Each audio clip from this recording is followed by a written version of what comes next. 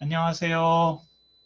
저는 오늘 세미나 진행을 맡은 단국대학교 건축학과 교수면서 우리 대한건축학회 주거건축위원회 위원장을 맡고 있습니다. 이재훈입니다. 안녕하세요. 반갑습니다. 안녕하십니까? 예, 사실 이 지역 주거건축 세미나 이거를 지난 2월 달부터 서울부터 이제 시작을 해가지고 전국을 돌아가면서 계속 진행을 하게 되는데요. 이 세미나를 시작하게 된 계기는 작년에 서울 지역의 집값이 엄청나게 뛰었죠. 뭐 몇 억씩 뛰고 그래가지고 굉장히 집을 사고자 하시는 분들이 어려움을 많이 겪었는데요.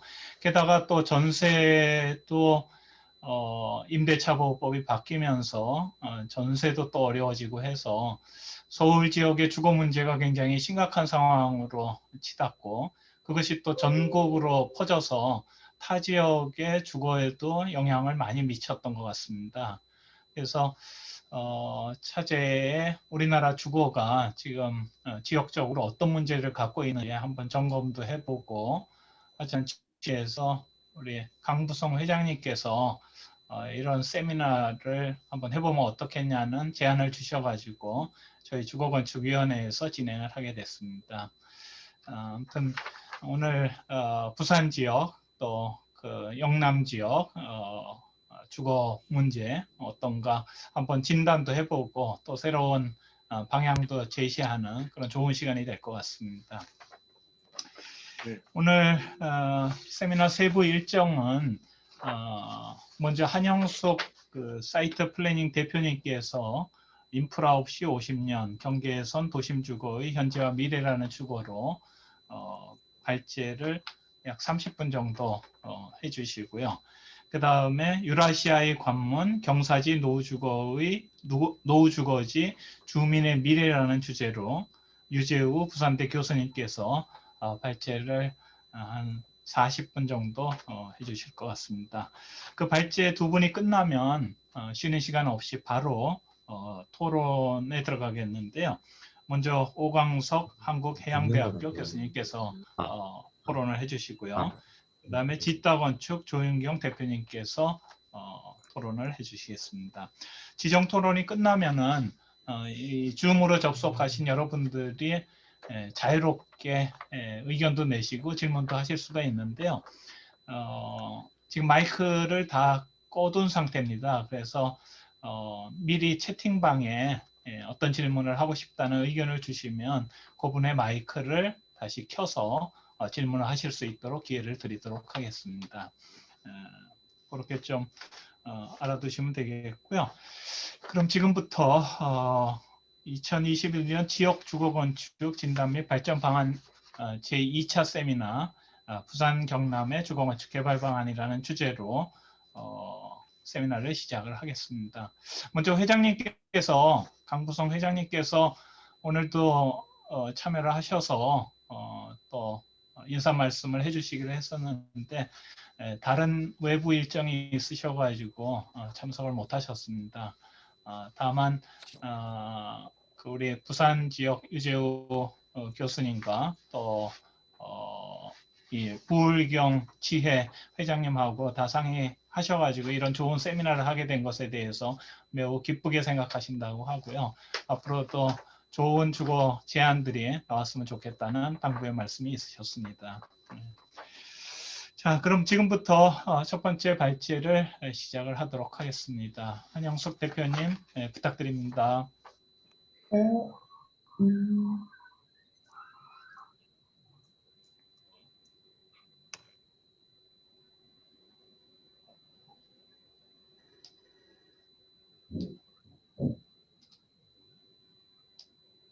네, 안녕하세요. 사이트 플래닝 대표 한영숙이라고 합니다. 일단 제가 부산 경남 지역의 현재 주거건축의 현황이나 발전 방향에 대해서 이야기할 수 있는 기회가 주어져서 너무 감사하게 생각을 하고 있습니다. 그 제목을 정할 때 많은 고민을 했었거든요. 그리고 계속 지역에서 한 15년째 도시재생이나 도시주거에 대해서 계속 고민해 왔는데 고민의 결과가 노후주거지의 경우에는 이제는 재생으로 할 수 있는 만큼은 한 것 같아. 그런데 문제는 정말 인프라가 아닐까? 라는 계속되는 고민들을 좀 털어놓는 자리라고 할까요? 그런 어떤 생각을 가지고 이 세미나 자료를 준비하게 됐습니다. 네. 그래서 한번 제가 이렇게 얘기하고 있는 인프라 없이 50년, 이 50년이 왜 그런지를 일단 설명드리는 자료부터 말씀드리도록 하겠습니다. 다 아시는 바와 같이 여기는 한복도로 주거지입니다. 현재 부산 지역은 이렇게 바다가 있고 뒤에 이렇게 구릉지에 피난민들이 몰려와서 정착하면서 만들어진 이렇게 피난 주거지들이 있는데요. 현재 보시는 건 이 앞쪽은 영도의 국내산이고 부산이 있는 여기는 보수동 책방골목 뒤에 있는 보수동 지역의 주거지입니다. 이 지역은 피난 이전부터 이제 일제강점기가 끝나고 많은 어떤 전국에서 이 부산에 새로운 일감들을 찾아서 내려온 사람들이 많았습니다. 그 중에서 태극도라는 특정 종교단체가 이 지역에 함께 살기 시작하면서 이 동네가 만들어졌더라고요. 보시면 잘 아시는 자갈치 시장, 배후에 보수동 책방골목, 그 뒤에 풍원탑이나 민주공원이 한자락에 있는 이 보수동인데요. 보수동 하나만 봐도 우리가 이 한복주거지의 현황을 잘 알 수 있을 것 같아서 일단 이 주거지를 택해서 한번 설명을 드리려고 합니다.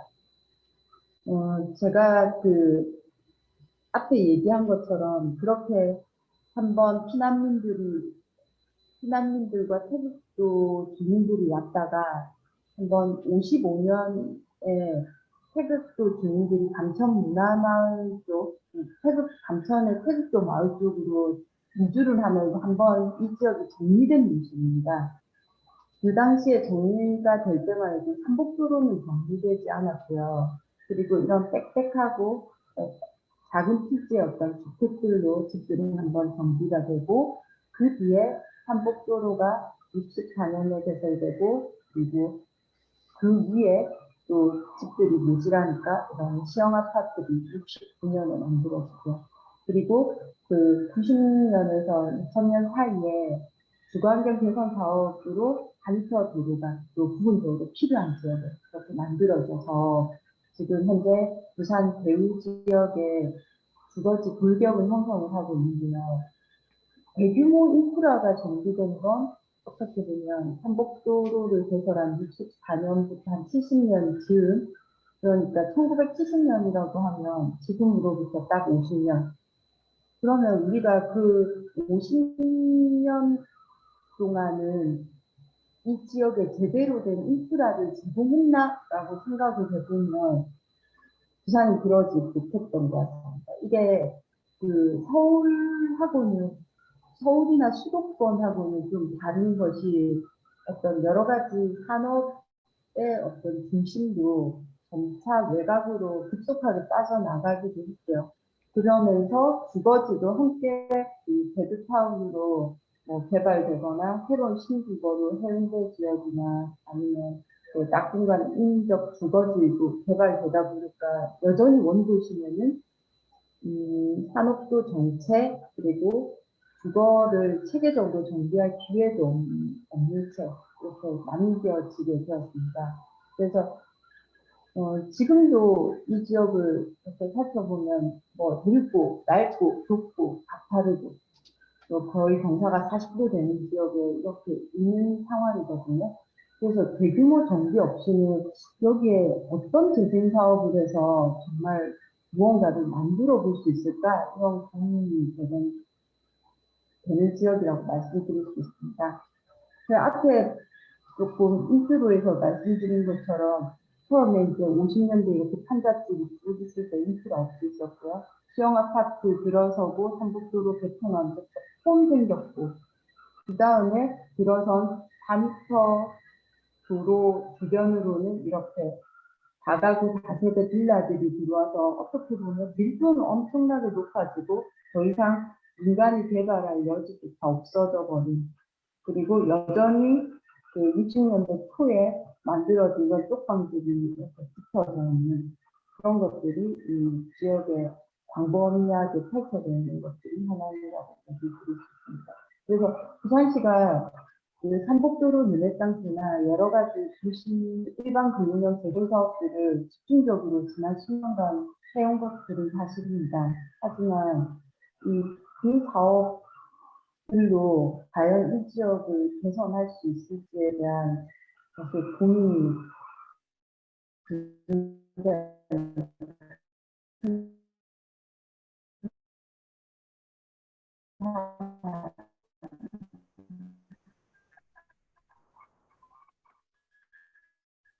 그래서 뭐 이거 못했고, 그리고 지난 10년간 근린재생 사업들을 계속 해오고 있는 지역이고, 뭐 보시면 지도를 좀 클로즈업해서 보시면 66년에 삼복도로가 개설이 되고 일단 시형 아파트가 들어서기 전에 보수동이었던 도시입니다. 이렇게 한참 이렇게 그 판자집들을 밀고 이렇게 신안주거가 정리가 되었고요.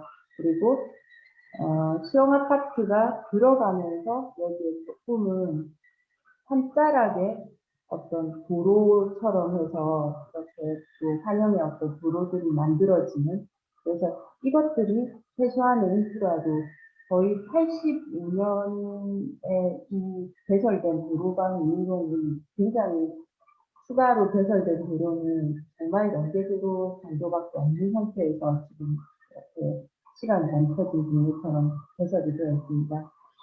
그래서 이 문제가 보수동뿐만 아니라 광범위하게 부산항과 부산항의 북한과 남한 대우 지역이 모두 이런 상황이거든요.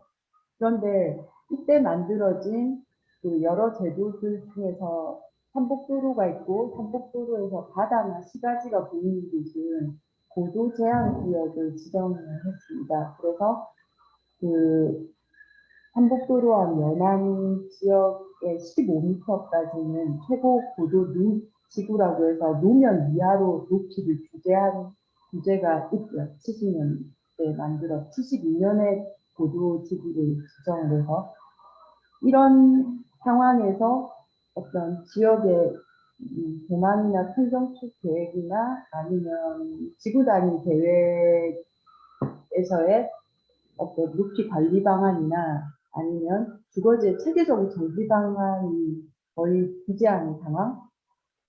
그러니까 인프라만 없었던 게 아니라 굉장히 기준이 될 수 있는 도시 관리 계획을 주거지에 체계적으로 업그레이드하는 것도 힘들었던 것 같습니다. 왜냐하면 관리 계획을 하려면 또 관련된 관리 도시 계획 시설 등도 함께 포함되어서 되어야 되는데 아마 그러한 재원들을 삼복도로에 투자하지 못했기 때문에 관리 계획이 없는 상황에서 또 한편으로는 이런 대규모 정비 사업들이 들어서면서 이 고도지구도 무색하게 만드는, 네, 여기는 서부 지역인데요. 지금 이것들이 단적으로 보여지는 게 삼복도로 주거지의 현재입니다. 아까 보수동을 제일 처음 말씀드린 게 보수동이 태극도 마을이었다라고 말씀드렸는데요. 그 임시수도 기념관에서 바라볼 때 그 보수동 지역의 태극도 마을이 너무 한자평이 너무 허름하고 안 좋아서 이 마을을 55년에 정책 이직을 시킵니다. 현재 있는 감천문화마을이에요. 그렇게 감천문화마을을 가보면 한자집에 조금 개선돼. 그래서 초기 주택을 저희가 열차집이라고 얘기를 하는데 그 뒤로 이 열차집들이 이렇게 토지가 분할되면서 뭐 합격집이나 아니면 이것들이 하나씩 개발되면서 평집이 2층집이나 각공집, 그리고 2000년에 여기는 개축 리모델링이 되고 거의 지금 65년째 이러한 그 도시 골격을 유지하다 보니까 이 지역은 이제는 감천문화마을이라는 이름으로 이렇게 켜켜이 올라가는 이 터들은 존중하자. 그리고 이거 자체가 부산의 주거지를 보여주는 거야. 그래서 감천 문화마을 지구 단위 계획까지 하면서 관리 계획까지 이렇게 운영이 되면서 현재 유지하고 있는 마을이죠. 감천 문화마을은 굉장히 특수성이 있다고 보여집니다. 그래서 판잣집이 넘어와서 이렇게 그 열차집의 모양, 그리고 조금씩 배량되는 삽접집, 그리고 감천 안에 많은 사람들이 일하게 되면서 여기도 굉장히 인구가 늘어나서 성수기, 제주나 닭공집이, 그리고 여러 재생 사업과 그리고 그 아트 레지던시 사업이든 그리고 한복도로 밀리산 그 사업 이후로 이 지역이 명소화가 되어서 지금 우리가 알고 있는 이 감천 문화마을이 되게 되었는데 여기는 그래도 감천 문화마을 지구 단위 계획이라고 해서 이 감천다움을 지키게 되는 석재이 쌓여 있고 그리고 앞집이 뒷집을 가리지 않도록 하는 예치 규제 이것도 그 지구 단위 계획 규칙이고 정해져서 현재 관리되고 있습니다. 그래서 뭐 이건 특수한 삼복주거지 사례여서 이것들을 일반화할 수는 없을 것 같고요. 그 중에서도 빈집들의 경우 이런 경우 뭐 지구 단위 계획이 작성하더라도 이런 빈집들의 경우에는 이런 미니하우스 등이 건축이 되어서 조금 이런 식으로 집들을 개선해가고 그리고 개선된 집들의 청년들이나 새로운 어떤 입주자들이 들어와서 마을이 유지되도록 하는 시스템도 지속적으로 필요한 상황이라고 여기고 있는 마을입니다. 그리고 이렇게 이제 한편으로 판잣집을 정리해서 감천처럼 간 경우도 있지만요. 판잣집을 정비하고 들어선 것들이 시형 아파트였습니다. 그래서 시형 아파트가 67년에서 77년까지 집중적으로 들어서게 되는데요. 현재 그 원도심에 있는 한복도로의 시형 아파트들이 대부분 안전등급 12 등급이 약 79%로 집중되어 있거든요. 그리고 공실률은 거의 평균 30%고요. 좀 심한 지역의 경우에는 55%, 그리고 지금 뭐 영도의 신선 아파트의 경우에는 한 50%가 넘어가는 이렇게 공실률이 너무너무 높은. 그래서 이 시형 아파트를 개선하기 위해서도 굉장히 다양한 계획을 사실 수립을 했던 것 같습니다. 하지만 시형 아파트가 들어설 때 다들 위치를 보시면요. 아까 보수동에서도 말씀드렸지만 거의 산자락 끝에 있는 지역들이거든요. 그리고 이 산자락 끝 지역들 보수나 영주 아파트, 소량, 수정 아파트 이런 아파트들이 대부분 한복도로를 개설하기 위해서 조금 급경사임에도 불구하고 그 아파트를 짓기위한 건축공사와 도로공사가 함께 되면서 굉장히 열악한 입지가에 이렇게 들어서게 되었습니다. 그리고 그 당시에 주택난을 해결하기 위해서 여기까지 집을 지었어야 했나라는 것까지 이제 저희가 집을 짓게 되었죠. 하지만 이 주택들도 거의 67년에서 72년 사이에 집중적으로 지어진 게 50년째 추가적인 인프라 개선 없이 지금까지 이루어지고 있는 지역입니다. 그래서 제가 이 작업들을 보면서 유심히 보게 된 게 서울도 같은 시기에 여러 시민 아파트들을 개발을 했는데 그것들은 어떻게 관리됐나라고 이렇게 살펴보면 특히 낙산의 시민 아파트의 경우에는 어떤 내사상의 자청령에 해당하는 지역이 아주 중요한 이 지역은 이제는 공원화 사업을 꼭 합시다라고 해서 진행을 했더라고요. 사실 공원화 사업이 얼마나 힘들겠습니까? 네. 개인 주거지를 하는 게 보통 일은 아닐 것 같은데, 그래도 오랜 시간을 걸려서 계속 이 지역을 정비해 가려는 노력 끝에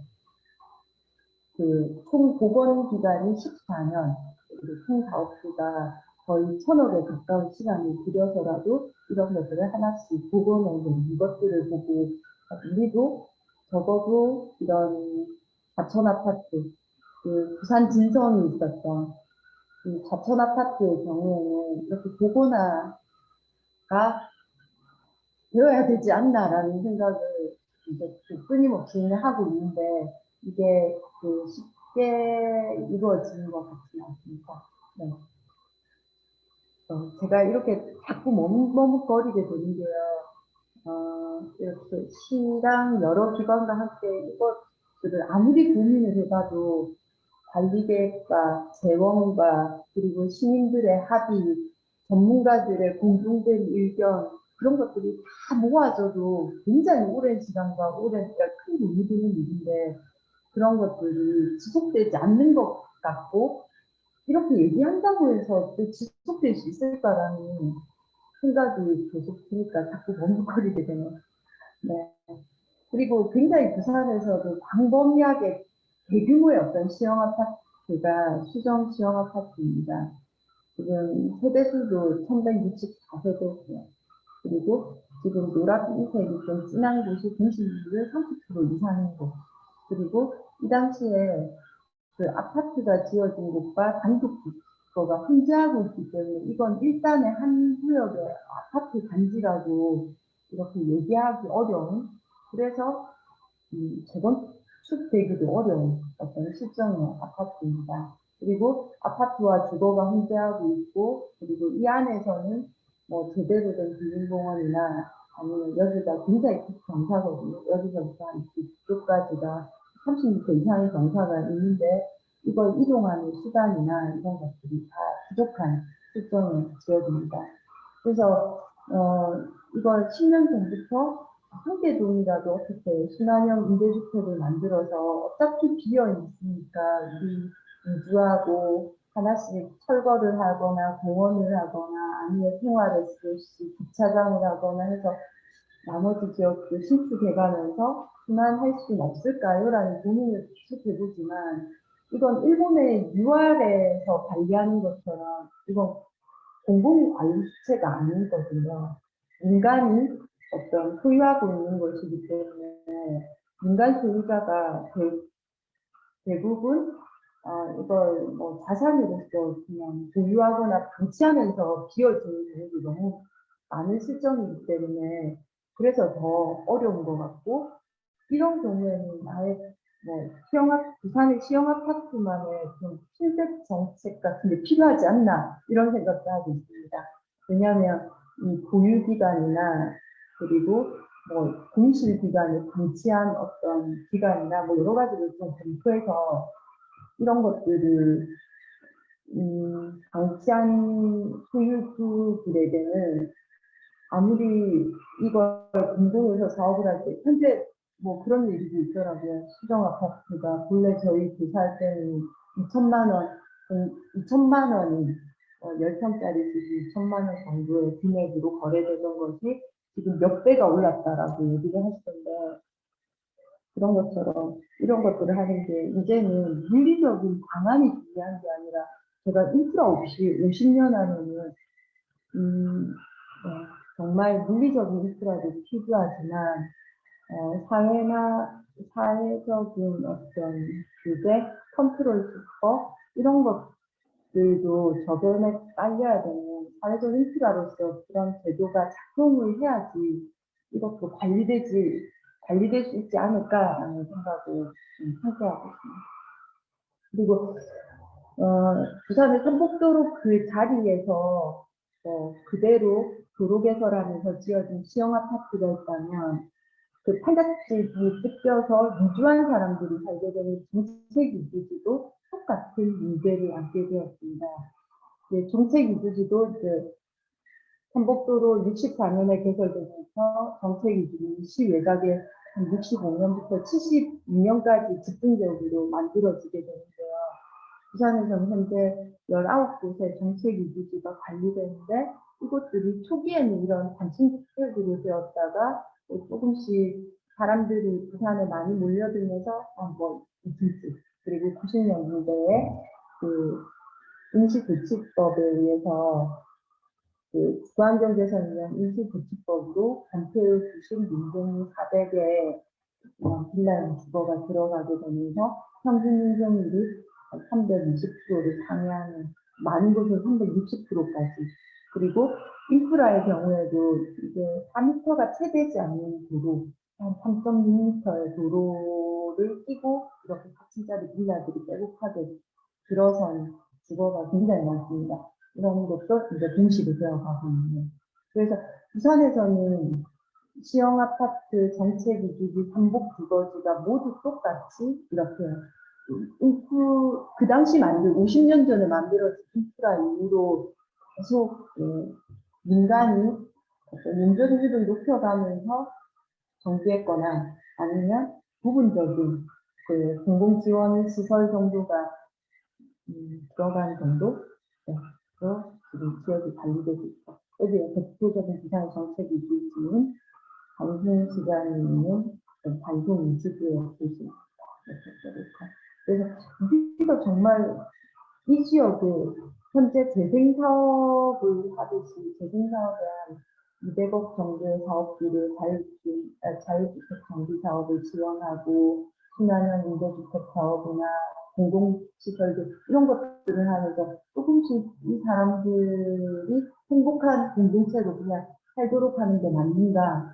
아니면 사실 서울시 같은 경우에는 이 비슷한 어떤 정책 유지나 하더라도 사업성이 높은 곳은 이렇게 단독주택 밀집지가 이런 아파트 단지로 개발이 되는, 많은 경우에는 이걸 원하죠. 이걸 원하는데 현재 우리 부산의 경우에는 다들 집을 저소득층을 위한 집은 남아돌 것 같아요. 물론 부산도 집값을 모르지만 오르는 곳을 모르지만 중위소득 이상의 어떤 주거분들은 모릅니다. 하지만 저소득층의 주거는 계속 이렇게 여러 가지 이유로서 빈집이 많아지거나 방치되고 있고, 오히려 그 소득계층들이 일할 만한 일자리가 계속 사라지고 있는, 그게 더 문제라고 얘기를 하고 있거든요. 그래서 이런 식의 계속 방식이 대안이 될 수 있을까 고민을 하게 되죠. 그래서 아예 정책 위주지의 어떤 길고 세장한 가로구역을 이렇게 한 4개 표를 뭉쳐서 이런 가로주택 정비 사업이 될 수 있을까 쳐다보지만 사실 사업성이 안 나옵니다. 이상적이죠.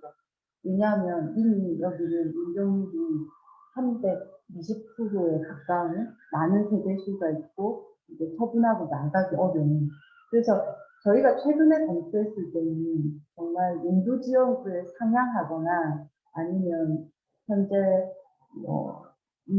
이사 부동산 대책에서 얘기하듯이 공주법, 공공주택 특별법과 같은 어떤 강력한 방법을 쓰지 않고 이것들을 우리는 관리할 수 있을까? 의문이 듭니다. 네. 그래서 부산에서는 2008년, 9년, 10년에 정말 삼곡도로 르네상스가 나오게 된 배경이 그런 거였거든요.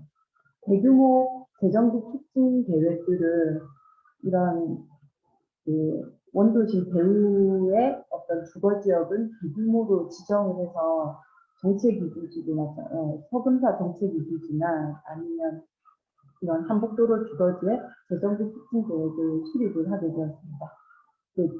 하지만 다 무산되었고, 이건 현재 무산된 계획이지만 영도 지역의 영도뉴타운 계획 당시에 제가 잠시 그 동관 부문을 참여하면서 자료가 있어서 가져오게 됐는데 같이 공유를 했으면 좋겠다라는 생각으로 하게 되었는데, 정말 제대로 된 인프라 정비를 하기 위해서 그 당시에 재정비 촉진 지구를 지정을 해서 이런 계획이 수립했는데 이것은 역시 사업성이 없어라고 해서 포기되었던. 그 당시에 이렇게 시뮬레이션을 해보면 여기에 어떻게 보면 곳곳에 흩어져 있는 학교를 이 중간터에 넣고, 어차피 영도 지역도 급경사이기 때문에 중간터에 넣고 중간을 좀 시원하게 비우면서 산자락과 바다 쪽으로 풍경축을 만들어내는 이런 계획들을 수립을 하게 되었던 것 같습니다. 사실 이 계획을 수립하면서 뭐 중간에 불버들 같은 것들을 계획을 했었었어. 이런 스케치를 해보면서. 그래서 중간 지역의 학교나 공공시설을 밀집시키고 비도 좀 높고, 그래서 좀 밀도를 낮출 때는 낮추고 높일 때는 높여서 우리가 이런 배후 산지와 바다가 연결되는 축을 좀 가졌으면 좋겠어요라는 생각을 했습니다. 하지만 뭐 재정적 특징지도 사업성이 없다는 이유로 네, 이렇게 지역에선 다 포기되었기 때문에 그 당시 삼복도로 르네상스 사업을 시작했습니다.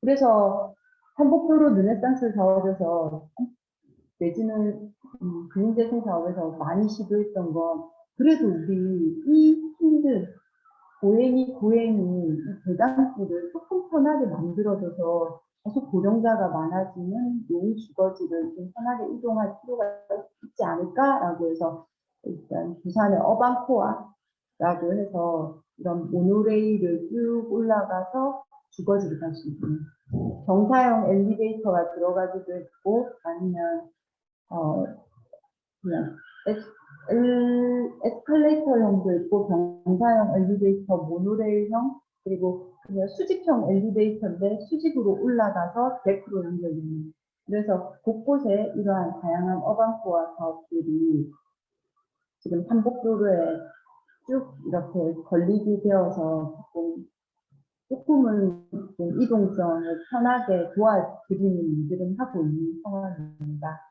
결국 이렇게 이동성이 편해진 지역들은 그래도 주변에 집들이 가가고 집을 고치기도 하고요. 정비해 나가는 모습들을 볼 수 있습니다.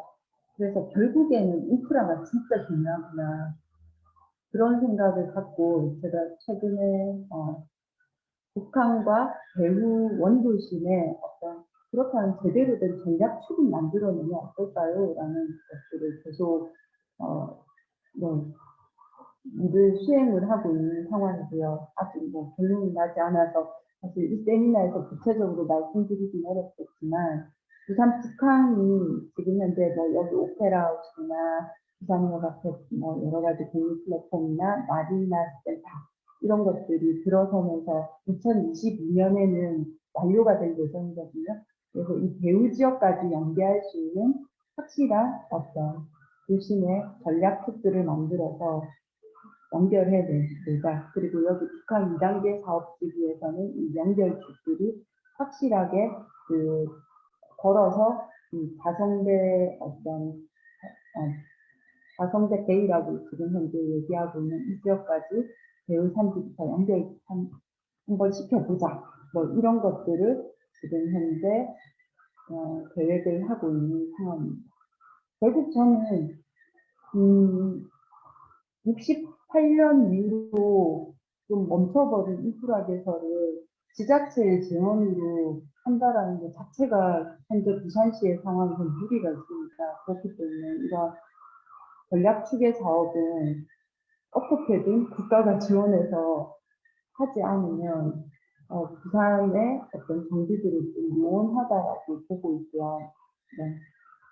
그렇게 생각을 하고 있습니다. 그래서 현재 국가가 대규모 프로젝트를 할 때 엑스포 부지로 이 북한 2단계 지역의 엑스포 부지로 이야기되고 있는데 그렇다면 이런 대규모 사업을 할 때 이렇게 후기에 경제 개발기 때 사실 경제 개발을 위해서 배후 주거들은 체계적으로 제공된 것들이 아니라 인위적으로 지어졌던 상황이 조상들이거든요. 그렇기 때문에 지금이라도 계획적 인프라를 통해서 관리해 나갈 필요가 있다고 생각하고 있습니다. 그럼 발표를 마치겠습니다. 예, 감사합니다. 한영숙 대표님. 지금 발표 잘 들었습니다. 부산 르네상스 프로젝트 같이 뭔가 상전이 벽해하는 멋진 비전을 보여주셨는데요. 또 그러면서도 부산의 6.25 전쟁 이후에 10년 단위로 변화된 그 모습들도 같이 보여주셔가지고 어떤 역사적인 맥락하고 같이 부산의 주거가 앞으로 어떤 식으로 발전되어야 되겠다 하는 것을 좀 가늠해 볼 수 있는 그런 시간이었던 것 같습니다. 부산대학교 유재호 교수님이 유라시아의 관문, 경사지, 노후주거지, 주민의 미래라는 주제로 발표를 해주시겠습니다. 예, 유재호 교수님. 지금부터 시작하겠습니다. 화면으로 설명드리겠습니다. 네. 먼저 이런 기회를 주신 학회에 감사드리고요. 이번 주제가 부산 경남의 주거 건축 현황과 개발 방안에 대해서 많이 부족하지만 이게 우리 주거 환경을 바꾸는 첫걸음이라 생각하고 용기를 내서 발표를 하게 됐습니다. 여기 경사지 노후 주거지란 말이 있는데 이것은 이제 도시화나 이제 도시화 시대 때는 계속 개발의 시대였습니다. 하지만 서울과 달리 지역에는 인구가 감소되고 있습니다. 이런 부분에 대해서는 울산이나 마산, 창원, 뭐 예전에 진해 지역과 같은 그런 부분에서 아주 공통적인 상황이라 생각됩니다. 하지만 부산은 조금 더 거기에 더 압축이 돼서 문제가 더 빨리 일어나고 있는 그런 도시라고 생각됩니다. 그래서 부산의 지역적 특성을 살리기 위해서 한 대표님께서 말씀하셨듯이 유라시아의 관문하고 연결해서 설명을 드리고자 합니다. 앞서 한 대표님께서 말씀하셨던 유형은 도시 개발 시대의 경사지 주택들입니다. 여기 이제 노후화가 됐고 일부는 정책 이주 마을로 이전을 돼서 다시 재건축이 돼서 밀도가 높은 아주 해결하기 어려운 지역이 돼 있고요. 그다음 삼복도로에는 저층 주거지가 지금 40년이 넘었고 50년이 넘었습니다. 그래서 거기에 대한 문제가 부산에 아주 문제가 되고 있습니다. 그 중에 하나의 부지 경사지에 대해서 제가 오늘 설명드리도록 하겠습니다. 1부, 2부가 나눠져 있는데 부산의 주거 특성과 지금까지 저소득층 주택 공급을 위해서 어떤 정책이 이루어져 있었고 그 다음에 해외에 어떤 상황이 있고 지금 최근에 국토부나 사회주택에 대한 어떤 논의되고 있는 부분에 대해서 점검을 하고 둘째, 우리 부산에 대해서 조금 더 구체적으로 사업성이라든지 또는 이걸 국제 공모전을 했던 결과라든지 이런 과정을 통해서 결론 설명을 드리도록 하겠습니다. 이게 이제 부산의 모습입니다. 제가 오늘 말씀드릴 부분은 부산 지역은 이제 유네스코가 주목하고 있는 초고령화 사회의 인구가 급속하게 감소되고 있는 도시입니다. 여기에 대해서 중앙정부도 관심을 가져야 되겠지만 부산의 지자체 또는 전문가들, 시민들이 우리 스스로의 문제가 에 대해서 스스로 어떤 대안을 만들어야 될 시점이 오지 않나 생각됩니다. 그래서 시간적 범위는 30년 이내 주거 모델에 대해서 설정하고자 합니다.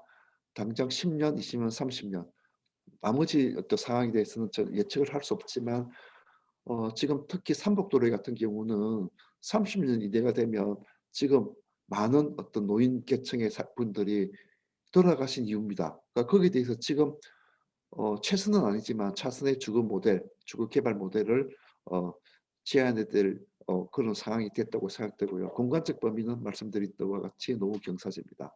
대상은 저소득 주민입니다.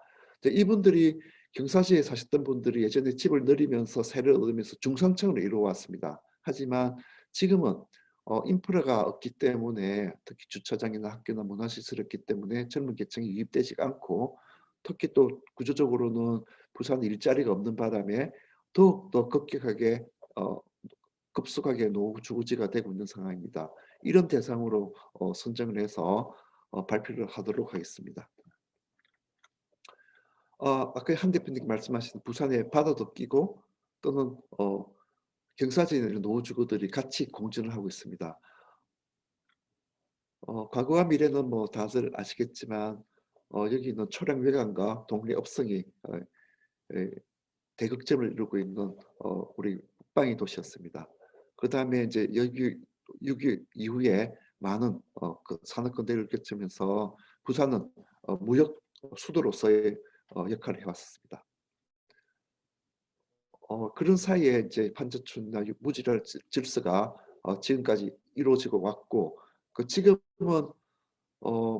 대한민국의 변방이 아니라 유라시아 환태평양의 간문도시로서의 어떤 역할을 해야 될 그런 미래를 대비해야 될 그런 상황이 왔다고 생각됩니다. 특히 여기 앞부분은 이제 많은 어떤 개발들이 이루어지고 있습니다.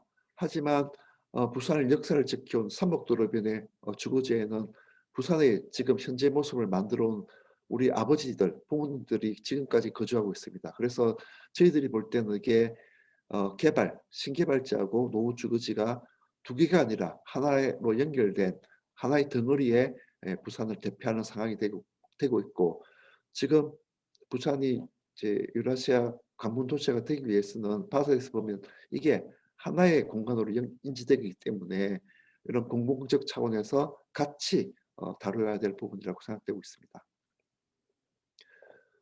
지금 이제 국내 저소득층 그 주택 공급 확대 방안은 자율주택 정비 사업, 가로주택 정비 사업, 소규모 재건축 사업 등으로 사항이 이제 진행이 되고 있습니다. 그래서 최근에 이제 용적률 완화라든지 생활 SOC 사업이라든지 기계식 주차, 2열 주차 또는 지구 단위 계획을 해서 그 외에도 이제 주거적 70% 건폐율 완화, 건폐율, 일적권 사선 제한 완화까지 하면서 검토를 하고 있는 줄로 알고 있습니다. 그러면 지금까지 이제 국내외 사회주택이라는 것은 사회 경제적 약자를 대상으로 공적 자금이 투입되는 그런 주택이라고 이제 광범위하게 생각할 수 있습니다. 그 해외에서는 중앙에서 한다든지 공공지방에서 한다든지 민간 비영리 또 민간 영리 다양하게 이루어지고 있습니다. 임대주택을 포함해서 점유 형태, 시행자, 재원, 공급 대상에 따라서 다양화되고 있고요. 우리 한국은 중앙정부를 통해서 이루어지고 있습니다. 하지만 외국에서는 지방정부, 비영리, 단체 중심으로 이루어지고 있고, 독일과 미국은 영리 목적으로 단체를 해서 개인 중심으로 운영되고 있습니다. 그래서 이게 국가마다 사회주택이라는 개념도 다르고 접근하는 방법도 다르고 있습니다. 조금 더 구체적으로 보면 서울의 사회주택 예측은 이제 서울연구에서 검토를 하였는데 한 5만 가구가 부족하고 여기에 대해서 한 5천억 정도의 예산 투입이 필요하다고 생각되고 있습니다. 이런 논리를 이어받으면 부산에서는 약 한 2만 가구 내지는 7천억 정도의 공급 투입이 필요하다고 생각됩니다. 하지만 서울에서는 2000년대 이후에 많은 노력을 기울여 왔지만 실제로 공급된 것은 한 3천 세대 정도에 불과합니다. 그래서 2014년까지 이제 8만 호를 포함해서 중장기적인 계획을 잡고 있는데 최근에 이제 국토부에서 32만 호까지 이제 확대를 하겠다고 계획이 나오고 있는 상태입니다. 그럼 해외 경우는 이제 독일, 오스트리아, 미국, 홍콩, 중국의 사례를 보게 되면 도시화가 이루어지면서 주택이 부족하게 돼서 많은 노력들이 세계 2차 대전 이후에 진행되고 있는 게 한국 상황뿐만 아니라 세계 각국의 도시 문제 중에 가장 중요한 문제가 되어 왔습니다. 독일 같은 경우는 50대 중반까지 공업화 표준화, 또 70년대는 미국 이후에 여러 가지 방법들, 중정형 주택이라든지 이런 방법들이 이루어졌고 표준형 개발 방안들이 이루어져 왔습니다. 그리고 신도시의 개발이 이루어졌습니다. 하지만 80년대 이후에는 다시 도심지로 들어와서 오래된 도시 지역의 거리, 블록 공간, 뭐 이런 조화 또는 도시 조직을 살리면서도 국민화될 수 있는 방안으로 회귀를 하고 있습니다. 이런 문제들은 지금 서울과 같은 상황이라고 생각됩니다. 오스트리아 같은 경우는 2차 대전 이후부터 국가에서 다량의 국유지를 보유하고 있습니다. 그래서 여기에 대해서 민간 건축가들한테 건설사하고 컨소시엄으로 주택을 제안을 해서 여기에 적정 임대비까지 책정을 해서 공모 사업을 하고 있습니다. 하지만 이거는 국유지가 많은 상태에서 통용되는 방법이고 한국과는 좀 상황이 다르다고 보입니다. 미국 같은 경우는 또 1950년대에 도시재정비 차원에서 설렘직을 철거하고 고층 임대 아파트를 건설했습니다. 하지만 70년대에서는 이 고층 그 임대주택에 그 주민들이 떠나가고 갱단이 이제 들어오고 설마가 더 극하게 됐습니다. 그래서 아시다시피 플루크 인디고의 이제 도시 뉴욕의 아파트가 철거되는 그런 장면들이 근대 건축의 실패라고 상징되는 사건도 일어나고 있었습니다. 하지만 90년대 들어와서는 이게 과감하게 풀어서 민간에 이휘을 해서 이렇게 자유롭게 다양한 주택을 공급하고 있는 걸로 알고 있습니다. 여기도 마찬가지로 저층 복합 기능의 믹스드 그 이제 소셜 믹스 개념의 여러 가지 사회적 인프라를 투입을 해서 이루어지고 있습니다. 뭐 그다음 중국 같은 경우는 좀 상황이 동아시아권이지만 70년대 이후는 거의 집을 짓지 않고 지금에 있는 제국주의 시대의 어떤 아파트라든지 4번 같은 경우를 쪼개가지고 있는 주택에 주택 공급을 해서 많은 소규모로 주택을 공급해 오다가 80년대는 국영 부동산 주식회사를 만들고 2000년대에는 붐이 일어나니까 정부에서 감당할 수가 없으니까 자유시장 경제로 많은 주택들이 공급되고 있습니다. 지금 이 상황은 중국 같은 경우 굉장히 혼란기이기 때문에 뭐 균형이라든지 이런데 아직 생각을 할 겨를이 없는 그런 상태라고 보입니다. 홍콩 같은 경우도 이제 2차 대전 이후에 대만이 중국으로 독립되면서 1인당 주거 면적을 2.23제곱미터로 잡고 7층 이하의 고밀도 주택을 많이 지었습니다. 그래서 바깥 복도에 내부는 외기와 접하지 않는 작은 집들을 많이 지었습니다. 안에 침대가 2개가 있고 여기 부엌이 있습니다. 화장실을 공용으로 쓰고 그러다가 55년도에 면적을 좀 늘려서 주택을 공급하기 시작했습니다. 그래서 70년대에는 고도 성장기에 임대아파트 주택을 공급하게 됐고요. 그래서 조금 외기에 접한 다양한 H자나 뭐 이런 형태로 주택을 공급하다가 최근에는 이제 조금 더 고밀도 고층 아파트를 공급하고 있다고 알고 있습니다. 최근에 울산광역시에서 울주군청사 복합개발 방식이 공모전이 있었습니다. 여기는 약 10,000제곱미터의 땅에 임대주택 160가구, 여기 모든 생활 SOC 사업이나 도시재생 사업을 연결해서 1,250억을 투자한 사업이 되겠습니다. 그래서 지금 이제 도시 인프라를 개선하기 위해서 선도적인 사업이라고 보이지만 1,250억 사업에 대해서 160억 가구만 이제 수혜를 받게 되고 그 다음에 주변의 상권과 수입을 올리기 위해서 상가 공간을 8,000제곱미터를 입주시키려고 하고 있습니다. 왜냐하면 임대주택에만 이제 수익성이 악화되니까. 하지만 이거는 이제 준주거 지역의 백화점이 아닌 그런 일반 점포입니다. 그래서 이제 이 점포가 입주가 가능한지 주변의 상권과 경쟁력을 가질 수 있는지 하는 문제도 조금 남아 있고요. 그 다음에 여기 여러 예산을 모으다 보니까 관할 부수가 다른 도시재생과나 뭐 복지과나 또는 여러 가지 뭐 과들이 같이 들어오기 때문에 여기에 대해서 영역 구분이나 관리 주체나 유지 관리 이런 부분에 대해서는 아직 풀어야 될 숙제들이 남아 있습니다. 지금 국토부 이사 부동산 대책을 보게 되면 전체 83만 6천 가구 그리고 가능한 모든 부지에 다 전력을 투입해서 주택을 공급하려고 하고 있습니다. 그 추진 방식은 4분의 3 동의, 그 다음에 시범 사업을 하고 소극적인 대출이나 세제 혜택 방식이 아니라 직접적으로 집을 짓는 방법입니다. 그리고 역세권에는 700%, 중공업 뭐 저점 대상지에도 일부가 개발이 되고 있습니다. 하지만 한국의 현실에서 주거지의 400%가 최대인데 700%를 주고 있습니다.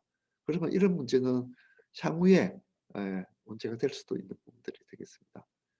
그리고 이제 뭐 수익에 나오는 부분의 2분의 1을 또 임대주택을 공급하려고 하고 있습니다. 여기 대해서도 사실 검토를 하다 보면 지주의 요구사항들이 굉장히 복잡합니다. 이걸 지금 민간에서 재개발 재건축 조합을 만들고 시행사들이 붙어서 10년씩 걸리는 일을 공공해서 이 일을 복잡한 일을 풀 수 있을까 하는 그런 어떤 그 솔루션, 그 매뉴얼이 필요할 거라고 생각됩니다. 그래서 이 당장 빨리 이루어질 수 있을까 하는 문제도 숙제로 남아 있습니다. 그 다음에 이제 대상 경계 부지가 미확정 상태입니다. 보통 재개발 재건축 그 범위가 딱그 도시계획 심의를 통해서 딱 정해져 갖고 그 안에서 조정을 하게 되는데 지금 상태에서는 저층 주거지가 모호합니다. 거기서 그렇게 되면 이제 계획에 그 경우의 수가 수백 가지, 수천 가지가 나올 수 있는 상태입니다. 여기에 대해서 어떻게 수익성을 따질 수 있고 뭐 사업 타선을 따질 수 있을지 그다음에 여기에 대한 모든 문제들 그다음 공공에서 또 개발을 하게 되면 주민들이 더 많은 이익을 요구할지 모릅니다. 그렇게 될 경우에 더욱더 난개발이라든지 복잡한 어떻게 보면 뭐 그걸 해결하기 위해서는 공공자금이 더욱더 투입돼야 될 그런 아주 복잡한 문제들로 발생될 수 있습니다. 그리고 난개발의 문제인데 이거는 아까 전에 부산의 정책 이주 마을에 처음에는 1층을 짓다가 이제 4층까지 되다 보니까 50%의 용적률이 되고 있습니다. 하지만 40년이 지난 지금에 거기다 아파트 개발도 안 되고 그 슬럼화를 둘 수도 없고 그래서 지금 부산시에서는 여기에 대해서 굉장히 문제라고 생각하고 있고요. 주변에 일조권 문제도 많은 문제가 되고 있을 것 같습니다. 여기에 대한 민원이라든지 이런 문제에 대해서 고민을 해봐야 될 선택이 아닌가 생각됩니다. 그리고 임대 아파트를 지으면 이제 유지 관리라든지 30년의 재건축 문제, 뭐 이런 문제들, 이런 문제들이 충분히 이제 대응을 해야 될 필요가 있을 거라고 생각됩니다. 그리고 이제 노후 주거 환경 개선을 할 수 있는 문제들은 노인들이 많은 마을, 이제 이게 서울이 아니고 이제 부산으로 돌아왔습니다. 도시 재정 사업만으로 될 문제인가 하는 문제입니다. 사회 경제적으로 물리적으로 활성화될 수 있을 것인가 지원이 이제 끝난 뒤에도 이분들이 지금 노후화되고 있는 관성에서 벗어날 수 있을 건지 문제입니다. 그리고 이제 환경 개선을 하다 보면 재개발 재건축이나 또는 새로운 집을 짓기 위해서는 부지 확보하고 사업성, 주민 의사 그리고 이제 공공 참여가 중요한데 부지 확보가 현실적으로 가장 어려운 문제 중에 하나고 그 다음에 사업성 문제입니다. 부족한 문제입니다. 여기에 대해서 지금 제가 발표를 내고 이제 완전하지는 않지만 이제 이 계기로 우리가 생각을 다시 해보자는 문제입니다. 그 도시재생 지원 사업은 문제가 있고요. 세태 문제도 주민들이 스스로 해결할 수 없는 그런 문제들이 됩니다. 그래서 이제 도시 재개발하고 도시 재생의 한계인데 지금 이제 민간에서 충분히 할 수 있는 방법은 재개발 재건축으로 아마 할 수 있고요. 이제 그게 안 되는 사업성이 부실한 부분에 대해서는 이제 사회적 주택이나 공적 자금이 꼭 들어가야 된다는 것을 전제를 하는 그런 시점에서 말씀드리는 거고요. 그러나 공적 자금을 투입하더라도 최소한 투입으로 최대한의 효과를 거둘 수 있는 사업 대상지를 찾는 게 우선이 돼야 됩니다. 도시재생처럼 선정을 해서 노후도라든지 주민의지라든지 해서 도시재생 사업이 선정되는 그런 프로세스가 있지만 공적 자금이 투입될 때는 이제 사업성을 생각하지 않을 수가 없고 여기에 대해서는 공공성에 대한 문제, 환경에 대한 문제, 여러 가지 문제들이 포함이 돼야 될 것 같습니다. 그리고 이제 노후주거지 이제 주거권 참여를 위해서는 주민 동의가 필요한데 현장에서는 과연 어떤 문제가 있나 살펴보면 이제 되게 이제 노인 부부들이 살고 있거나 독거노인들이 살고 있는데 지금 현재 상태가 열악하지만 지금 현재가 가장 저렴한 주거비를 지출하고 있는 상태입니다. 그래서 이분들이 소득이 없기 때문에 지금 이 상태로 그냥 살고 싶어하는 사람들이 굉장히 많다는 거죠. 그다음에 대부분의 주민들은 현대주택과 부지가 전 재산이기 때문에 이 부지를 담보로 리스크를 안기가 부담스럽다는 것이죠.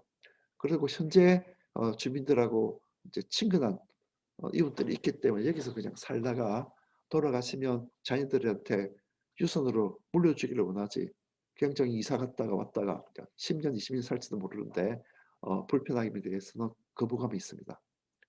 그 다음에 일부는 땅값이 계속 오를 거라고 하는 상승기대입니다. 개발 이후에는 부동산 가치가 더 높아질 거라고 우리 국민들이 모두 경험하고 학습하고 있습니다. 개발 이후에 수익금에 대해서도 요구를 하게 됩니다. 지금 현재는 주거 환경만 개선하지만 만족스럽지만 개발 후에 이익에 대해서도 요구를 하는 사람들이 많다는 것이죠. 좀 이율 배반적이지만 그런 상태입니다. 하지만 부산의 삼복도로 같은 경우는 50년의 땅값이 계속 오를 것인가 내릴 것인가에 대해서는 아무도 장담할 수가 없는 상태입니다. 그렇기 때문에 주민들을 이 사업에 참여시켜야 공동체주로 참여시켜야 될 부분이 있고 땅값에 대해서는 미래 공공이익에 대해서는 주민들이 같이 공유를 해야 된다는 차이점이 있습니다. 그게 서울하고 차이점이라 볼 수 있습니다. 개발이익이나 미래가 이제 불확실하면 무관심해지거나 또 어떤 부분들은 지금 빚이 많기 때문에 청산 외에는 오히려 갈 데가 없다는 부분들이 많습니다. 그래서 대부분 주민들은 관심이 높지만 확실한 대안이 없지 않습니까? 계획 도민이 나오고 어떻게 이주를 갔다가 다시 재입주를 하고 되고 그렇게 되면 어떤 혜택이 올까? 이런 내용들이 구체화되기 전에는 우리가 이런 말을 시작하기조차 어려운 것이 우리 현실입니다. 그래서 이제 그 대부분 또 무허가고 국공유지가 많습니다. 그리고 여러 부지의 소유자가 간 갈등이 있습니다. 내도 모퉁이 땅이라서 좀 값이 높고 뒤에 가면 좀 뒤쪽에 있는 분들은 좀 손을 봐도 되지 않나 이런 문제가 있고 담보고 잡혀 있고 세입자도 많습니다. 이런 이해관계가 많고 그래서 이제 이 협의를 얻기 위해서는 오랜 시간이 소요가 됩니다. 그리고 이제 주민도민과 참여 방안이 제일 먼저 확보돼야 되고 거기에 대해서 아이디어를 만들 필요가 있을 것 같습니다. 이제 2장입니다. 그러면 이제 부산 같은 경우는 어떻게 해야 되나 하는 문제입니다. 그래서 부산의 이제 지역 특성에 맞는 그 집합주택을 생각하게 되는데 부산은 이제 국제도시 관문경관을 가진 특화형 주거 모델이 제한될 필요가 있고 그래서 현행의 법령에 맞춰서 또 타당한가 하는 그런 문제도 같이 검토를 해봐야 되고 부산의 현실을 반영한 지역 공동체형 주거 모델 개발을 제안해야 될 필요가 있습니다. 그래서 공공자금 투입을 전제로 하고 있습니다. 왜냐하면 수익성이 나는 부분은 벌써 재건축 재개발이 되기 때문에 저희들은 저소득층 주민들을 생각을 하고 있습니다. 그래서 현실 가능성을 제고하기 위해서는 적자폭을 최대한 줄이기 위해서 현행 어떤 방법들과 연계할 수 있는 그런 어떤 복합 모델 개발을 전제로 하고 있습니다. 그 다음에 저소득층 주민들이 부지를 제공하는 그런 주민 참여형 방식 그리고 이분들한테 적어도 입주권을 제일 먼저 우선적으로 줄 수 있는 방법 또 지속 가능한 성과 주변 경감 조화가 그런 방법 이제 그렇기 위해서는 저희들은 이제 주거 밀도를 중저층으로 좀 낮추는 방법을 제안하고자 합니다. 그 다음에 이게 하나의 모델로 끝나는 게 아니고 주변에 삼복도를 따라서 확대 재생산이 가능한 그런 시스템을 구축해야 되고 여기에 대해서는 앞으로 30년 이후에 100년 후에 어떤 그런 생각을 하게 되면 콘크리트 수명이 갖는 그 사회적 그 변화 수용을 요구할 수용할 수 있는 장수명 아파트 기술 뭐 이런 시스템적인 기술 시스템도 같이 생각을 해야 되지 않나 생각됩니다. 그래서 지금의 이제 이런 방법들은 도시 세상에 한계가 있고 재개발 재건축에도 폐해가 있습니다. 지금 삼복도로에 25층 아파트를 짓게 되면 경관 대체뿐만 아니라 바로 30년 지나면 그 아파트 자체가 주민들이 살지 않고 슬럼화가 될 수 있습니다. 그래서 두 개의 문제가 다 완벽하지가 않고 지금 오늘 제가 말씀드리는 것도 최선의 방법이 아닌 차선의 방법. 그러니까 이게 그냥 주민들을 그냥 30년 그냥 방치를 하게 되면 다 이제 돌아가시고 공폐가 되고 공원이 되겠죠. 그렇다고 또 민간한테 맡겨지면 또 난개발이 됩니다. 이 중간에 하나의 이제 그 출구 전략으로서 하나의 차선의 방법으로 제 생각을 하고 말씀드리게 됐습니다. 그 새로운 대안을 하기 목적은 이런 방법들이 있습니다. 시간이 없기 때문에 좀 빨리 진행하도록 하겠습니다. 그래서 이게 공공성을 가지니까 공적 자금이 최소한도의 수준이라도 투입이 돼야지 이런 문제들 해결을 될 수 있다고 생각됩니다. 그래서 이제 뭐 유네스코에서도 이제 지속 가능한 포용 도시 개념을 하고 있습니다. 그래서 물리적 도로를 닦고 이런 문제뿐만 아니라 모두가 잘 살 수 있는 도시를 지향하고 있습니다. 그래서 유네스코에서 19가지 어떤 문제들을 제안을 하였고요. 소외된 자가 없이 모든 사람들이 행복을 누릴 수 있도록 하는 이런 많은 복합적인 문제를 각 지자체에서 해결하라는 것이죠. 그래서 이게 최근에 이제 부산시장님이나 서울시장이 이제 선출이 되는데 이런 것을 할 수 있는 사람이 시장이 되라고 유네스코에서 부탁을 하고 있습니다. 그래서 서울형 주택 문제, 부산형 주택 문제를 개선을 우리가 뭐 참여해서 적극적으로 하라고 2015년도에 이렇게 선언을 했고 이제 우리나라 정부에서는 이제 그걸 포용 정부라는 말로 번안을 해서 진행을 하고 있는 상황입니다. 부지 한계 말씀드렸듯이 이제 처리하지만 이제 주급에 저렴한 상태고 수익 구조를 개선하기 위해서 저희들이 그 생각을 해보게 됐습니다. 그래서 이게 이제 장기적 계획으로서 중앙 정부만 바라볼 수 있는 게 아니고 이런 지역의 전문가들이 이제 이런 방법을 적극적으로 제안을 하게 되었습니다. 그래서 이제 대안이 그때 세 가지가 나왔는데 개인이 공공 부지를 위탁하고 공공에서 신축 후에 주민들한테 이제 다시 재입주를 시키는 것이죠. 사실 현실적으로 이제 공공 부지를 위탁하는 자체가 사실 불가능한 상태입니다. 사실 이게 굉장히 어려운 상태지만 이제 공모질에서 이분들이 이제 미래 비전에 대해서 분명히 보여줄 수 있도록 하게 되면 공공에서 민간하고 같이 또 공공에서 이런 사업을 벌여서 쾌적한 주거 환경을 제공을 하고 어떻게 재산권도 확보할 수 있도록 하는 방법들입니다. 그래서 사업성 분석, 자산 평가, 감정 평가를 해야 됩니다.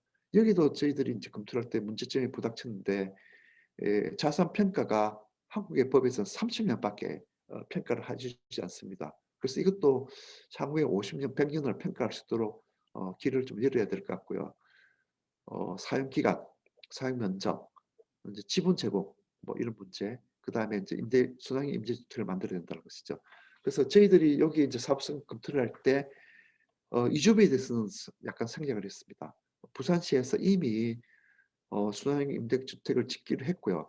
이 모델에 그 삼목도립면 하나 지으면 이제 이게 반복적으로 적용이 가능할수록 적용이 가능할 수 있도록 전제를 하고 있습니다.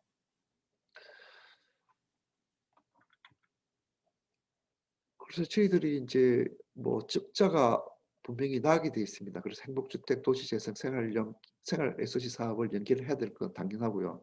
저희들이 이제 검토를 하다 보니까 좀 이따가 나오겠지만 한 가구당 한 1억 정도씩 보조가 필요합니다. 그래서 뭐 1억이면 50년을 그러면 200가구라면 200억이겠죠. 50년을 놔두면 1억에 1년에 한 4억 정도를 투입을 하게 되면 이게 어느 정도 현실성 있는 사업 모델이라고 생각됩니다. 그래서 저희들이 이제 검토를 했는데 약 약 10,000제곱미터, 가로 세로 100m에 있는 실제 사업지를 대상으로 해서 이렇게 사업성 검토를 했습니다. 그래서 수입은 약 500억, 지출은 한 700억, 그래서 한 200억 정도의 적자가 났습니다. 이 적자분에 대해서는 아까 울산시 같은 경우는 1250억에 160가구, 여기는 이제 175가구의 임대주택을 만들고 175가구에 지금 살고 있는 주민들이 재입주하는 그런 이제 조건입니다. 여기에 대해서 적자분은 이런 어떤 공공사업을 통해서 현행에 있는 법을 통해서 적용을 하고 그래도 모자라면 공공사업입니다. 그래서 최소한 200억 밑에 200억에서 이런 사업비를 빼고 나머지 이 결산 부분에 대해서는 공공사업이 또 투입이 돼야 된다고 생각됩니다. 그래서 여기는 지금 국토부에서 생각하고 있는 용적률 700%도 아니고 그다음에 주차장 완화도 아니고 주차장 그다음에 용적률 다 현행법에 맞춰서 검토를 하게 된 겁니다. 그래서 이건 이제 국제 아이디어 공모전을 했는데 아까 제가 말씀드린 바와 같이 기획을 검토를 해서 약 100 곱하기 100제곱미터.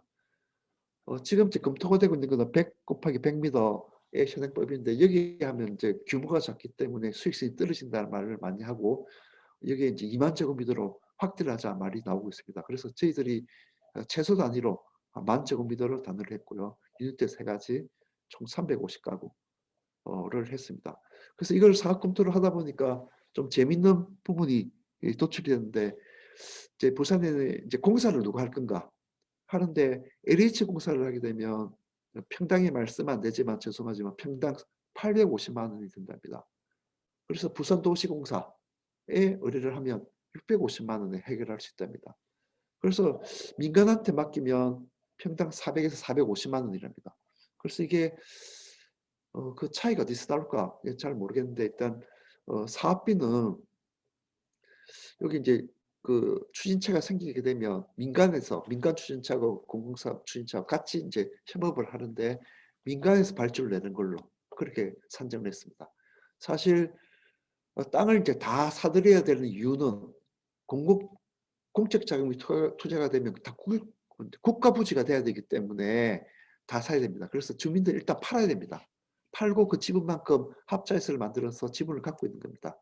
그렇게 이제 서울과 달리 50년 후에 땅값이 떨어질지 모르니까 땅값이 내려면 같이 손해를 보는 겁니다. 이제 그런 조건입니다. 이제 그런 조건에서 요거는 조금 이제 편법으로 민간 건설한테 맡기는 겁니다. 민간 건설회사. 여기 조금 순수 공사비입니다. 그리고 여기에 대해서 시공회사에서 직접 민간 시공회사에서 맡겨보니까 450이면 충분히 가능하다고 이야기를 들었습니다.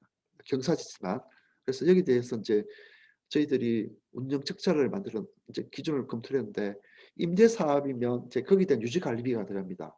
이제 그걸 다 포함해서 204억 원이고요. 사실 이게 우리가 시뮬레이션 할 때 100년을 늘리다 보니까 또는 임대 아파트를 더 늘리다 보니까 적자폭이 훨씬 더 커졌습니다. 그래서 저희들이 일단 뭐 한 40년 정도를 기준으로 해서 그걸 검토를 한 겁니다. 40년을 기준은 40년 이후에는 대수순이 필요합니다. 그때 되면 여기가 주거지가 될지 또는 일반 학교가 될지 또는 뭐 거기 전망이 좋으니까 호텔이 될지 모르니까 그런 융통성이 있는 공간을 제안을 한 겁니다. 근데 그런 사안들은 지금 영국에 신도시를 개발할 때 119주가 아니고 라면을 만들어서 이게 주거지가 아니고 나머지 용도가 바뀔 경우도 대비를 해서 그렇게 아예 신도시 개발할 때 그렇게 하고 있다고 알고 있습니다. 그래서 이런 수익 구조를 갖고 있습니다. 그래서 이제 여기 대해서 한 가구당 1억 정도 되지 않을까 됩니다. 근데 지금 사실 재건축 도시재생 현장에 주차 한 명 더 늘리려면 약 7천만 원 정도가 소요되고 있습니다. 7천만 원. 그래서 여기는 집을 짓고 환경을 개선하는데 1억 정도면 굉장히 논리를 뭐 공적 자금이 들어가지만 사업 타당성이 있고 또 여기는 예전에 우리가 삼목도를 만들 때 원주민한테 정책 위주로 만들어서 그 주택을 아주 저렴하게 공급하고 주택지를 개발했습니다. 그래서 공공성이라는 개념에서 이미 부산에서는 60년대 사례가 있습니다. 그래서 여기에 대해서도 아까 한정숙 대표님께서 저층 아파트에 고민을 하셨지만 이런 방법들이 조금 더 연구를 하게 되면 또 현실성을 갖지 않을까 생각됩니다. 그래서 이제 이게 30년을 상징을 해서 이제 제안을 하게 됐고요. 이게 이제 공모전을 추진했습니다. 그래서 분양가는 1,200만 원. 지금 이제 여기가 이종주거지역인데 현재 부지입니다. 그래서 지금 175가구 살고 있는데 이분을 재입주시키고 분양을 176가구를 했습니다. 그래서 사실 여기 대해서도 말이 많았습니다. 저희들 하다 보니까 임대 아파트 있는 사람들하고 중산층하고 같이 살기를 싫어합니다. 그래서 이제 이런 경우는 어떻게 하나 생각해 보니까 그럼 똑같은 모델을 두 개를 만들어서 하나는 분양, 하나는 임대 해서 두 가지를 동시에 이제 하는 방법도 생각을 해봤습니다. 그래서 이제 저희들이 이제 지자체나 중앙정부에서 해결해주기 어려우니까 부산에 이제 건축학회, 건축사협회, 건축가협회, 실내건축가협회, 단체 연합체 부산건축제에서 이걸 이제 국제공모전을 추진했습니다. 그래서 같은 내용이죠. 그래서 30년 후에 이제 일반국도 아니고 도시적 일반국도 아니고 그럼 어떻게 해야 될까 했습니다. 그래서 이제 지금 예전에 커뮤니티 이론에 반경 한 500m 안에 여기 건물을 하나 짓는 거죠. 그래서 이 부분들은 도시재생 사업을 하게 되고 여기는 저희들이 말한 제안으로 하게 되는 겁니다. 그래서 이분들이 나중에 다시 이 거점 건물에 다시 입주를 할 수가 있고요. 나머지 공폐가 되고 나머지 없어지면 여기가 공원이 되든지 그거는 그 다음에 문제가 되고 있습니다. 어떻게 해결이 될 겁니다. 그래서 이게 입주가 자유롭게 할 수 있도록 합니다. 10년 후입니다. 그 20년 후에는 이게 이제 마타의 선정도시처럼 이렇게 여러 개 500m 간격으로 하나씩 짓는 겁니다. 그래서 나중에 이 부분에 대해서는 공원이 될지 그거는 아직 이제 미지수입니다. 그래서 이런 부분들을 하나 짓는데 한 200억씩 하게 되면 지금 도시재생 사업이 200억이 들고 있지 않습니까? 그래서 이런 부분을 하게 되면 좋고 그다음에 이런 부분도 개성 있게 임대, 분양, 실버타운 또 테마형으로 여러 가지로 특색 있는 사업을 하게 되면 북한을 바라보는 이런 하나의 관문 광장으로서 유라시아 플랫폼으로서 기업관이 개선되지 않을까 생각됩니다. 그래서 여기 이제 아까 전에 한영숙 대표님처럼 여기 이제 경사지형 광장을 뚫는 계획이 지금 추진되고 있습니다. 그렇게 되면 인프라가 서로 연결되면서 이게 삼복도로 벨트가 될 것입니다. 그래서 여기는 북한 개발 벨트, 그 다음에 철길 벨트, 그 다음에 여기 삼복도로 벨트. 이게 이제 여러 가지 다층적인 공간이 구성이 되면서 상하 간에 연결되면 30년 후에 조금 나아지지 않을까. 지금 방치하거나 또는 민간한테 맡겨놓고 재건축이 난개발이 되는 것보다는 이런 방법이 옳지 않을까 해서 제안을 하게 됐습니다. 이제 국제공모전을 하게 됐는데 아르헨티나 이등작이 좀 좋았는데 이게 르꼬르비제 라툴레트 이제 공원처럼 됐는데 심사위원들은 이게 너무 익명적이다. 이거는 어느 경사진이 다 맞다고 하는 거죠. 그래서 저는 이제 여기 더 앞서서 경사지가 더 급하면 이게 이제 두 개를 겹치고 이런 부분에 이제 수직적 통로를 만들어서 옥상은 도시 공원이 되고요. 그다음에 삼목도로 연결되면 되지 않을까. 그러니까 이게 이제 4층 정도짜리가 이게 라툴레트 경우처럼 이렇게 겹쳐져 있는 거죠. 경사지에 고층이 아니고 이렇게 되면 부산을 다운 또 경사지형의 좋은 경관이 되지 않을까 생각됩니다. 이건 이제 한국 사람들의 작품인데 이건 이제 학생 작품입니다. 그래서 이제 이런 다양한 작품들을 손을 보였습니다. 저희들 공모전 할 때는 가구수하고 밀도, 용적률 240%, 그다음에 가구수 350가구, 그다음에 뭐 주차장 그거만 이제 제안을 했습니다. 공사비에 대해서는 저희들이 제안을 두지 않았습니다. 그래서 이제 결론을 말씀드리다 보면 제가 시간을 너무 많이 잡아먹었는데 이제 이렇게 3억 도로비는 공공성을 충분히 가지고 있다 하는 거죠. 그 다음에 용적률 240% 저층 고밀도로 했는데도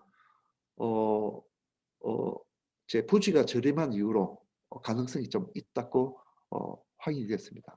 그 진북거리 이격은 이제 이 부지가 다행히 주변이 산이기 때문에 완화할 필요도 없고 현행법에 맞춰서 할 수 있었고요. 그 다음에 생활형 소수자 사업은 여기 175가구 네, 요거 오타입니다. 그래서 여기 이제 사업비가 부족분에 204억이 부족이긴 하지만 이거는 지원 사업이 김해지면 조금 완화가 될 수 있다는 것이죠. 그다음 기술적 방법으로서는 이제 북한 시대를 대비해서 단계별로 해야 된다 그죠. 이제 이게 모델 사업을 하게 되고 마타의 선용도시처럼 이게 단계별로 확산이 되면 부산시가 삼옥도로가 우리 6.25 때의 판잣집에서 조금 더 그럴싸한 또 도시경영이 되지 않을까 생각됩니다. 그 다음에 이제 한국건설기술연구원뿐만 아니라 여러 연구기관에서 생각하고 있는 장수명 아파트에 대한 어떤 시스템적 기술 개발도 필요하고요. 그 다음에 이제 주민들이 스스로 자기들이 검토를 해보고 조합을 만들어서 이제 부산시나 또는 이제 그런 부산도시공사의 그런 임대 사업을 하는 그런 회사를 만들어서 같이 경험할 수 있는 같은 회사를 만들 수 있는 자회사들이 많아질 수 있는 그런 전문 지수의 회사들이 만들어졌으면 좋겠고요. 그 다음에 이제 이게 지금 완전하지 않기 때문에 도시 재생 사업을 연계한다든지 공공사업 참여 추진처를 구성한다든지 그거랑 공공하고 주민하고 공동 지주 회사가 만들 수 있는지 법적인 문제를 해결해야 되고요. 그 다음에 이제 부산시와 주민이 상호 참여가 가능할 수 있도록 그런 여러 가지 이 공간들을 만들어줘야 되고요. 그다음 법제도 개선. 그 다음에 인구 감소 시대를 대비해서 100년간 장수명 아파트. 또 이런 또 30년밖에 지금 평가가 안 되는데 100년까지 평가가 가능한지 이런 제도들 뭐 이런 부분들이 앞으로 숙제로 남아 있습니다. 그래서 이게 제가 오늘 말씀드린 게 좀 불완전한 방법이지만 오늘 기점은 이제 시작하는 생각이라 생각하고 관심을 가지면 제가 생각하지 못했던 또 우리 부산 건축지에 생각하지 못했던 좋은 생각들이 더해질 거라고 생각되면서 마무리하고자 합니다. 고맙습니다. 네, 감사합니다. 유재욱 교수님. 발표 잘 들었습니다. 아주 많은 내용을 짧은 시간에 발표하시느라 충분히 의사 전달이 됐는지 모르겠습니다. 하지만 부산 지역의 경사지 또 노후주거지의 앞으로의 개발 방향에 대해서 정책적이고 또 실질적이고 경제적이고 종합적인 차원에서 아주 자세하게 설명이 된 것 같습니다. 앞으로 토론을 통해 가지고 또 이것들의 어떤 문제점이랄까 또 개선 방안 같은 것을 더 논의를 해볼 수 있을 것 같습니다. 우선 우리 한국해양대학교의 오광석 교수님께 마이크를 넘기겠습니다. 부산의 적합한 주거 유형 과연 어떤 방향으로 가야 될 것인지 토론을 부탁드리겠습니다. 오광석 교수님. 네, 안녕하십니까. 한국해양대학교의 오광석입니다. 오늘 두 분 발제자는 오늘 발표뿐만 아니라 그동안 이제 오랫동안 부산 지역에 있으면서 많은 생각들을 서로 공유하고 또 그동안의 어떤 이 문제를 풀기 위해서 많은 노력을 해 주셨다라고 생각이 들고 또 그런 시간들을 많이 가졌던 분들입니다. 그래서 오늘 내용 자체로만 보면 굉장히 의미 있고 또 오랫동안 두 분이 사실 필드워크에서 굉장히 통찰력을 좀 많이 가지고 계신 분입니다. 그래서 세미나 내용은 굉장히 의미가 있으나 모두의 이제 이전 위원장님 또는 회장님께서 처음에 의도하셨던 최근의 어떤 부동산의 문제 이런 부분을 풀 수 있기에는 굉장히 한계가 있다라는 생각이 먼저 좀 듭니다. 부산 같은 경우 이제 2019년 11월에 사실 이제 전임 시장님이 그 조정지역을 해제를 했던 거고요. 그동안 이제 미분양이라든지 새로운 초고층 주거 복합 기능을 가지고 있는 그런 것들이 미분양이 되면서 그런 민원들이 지역 내에 많이 있었습니다. 이제 그런 것 때문에 사실 이제 조정지역을 해제하는데 굉장히 역할을 했는데 이게 큰 화근이 되었다, 지역 내에는. 예, 그런 생각이 좀 듭니다.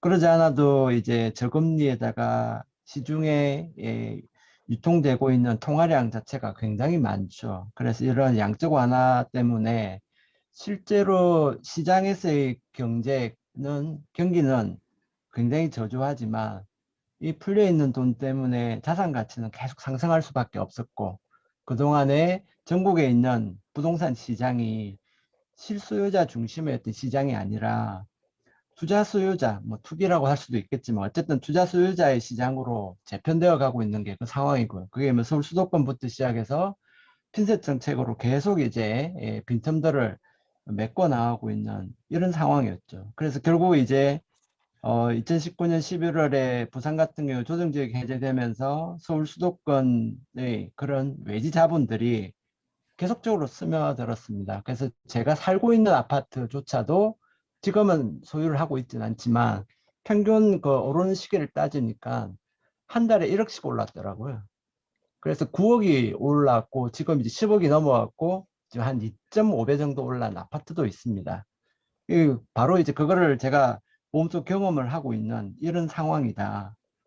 이제 이런 측면에 있어서 봤을 때 주거만 가지고 이야기할 문제는 아닌 것 같다라는 생각이 들고요. 오늘도 두 내용이 굉장히 저는 의미 있고 또 그 가치를 잘 알고 있습니다. 하지만 지금의 어떤 그런 부동산으로 염두에 두고 있는 우리나라 주거의 문제를 해결하기에는 굉장히 제한적이다라는 것을 통감을 하게 됩니다.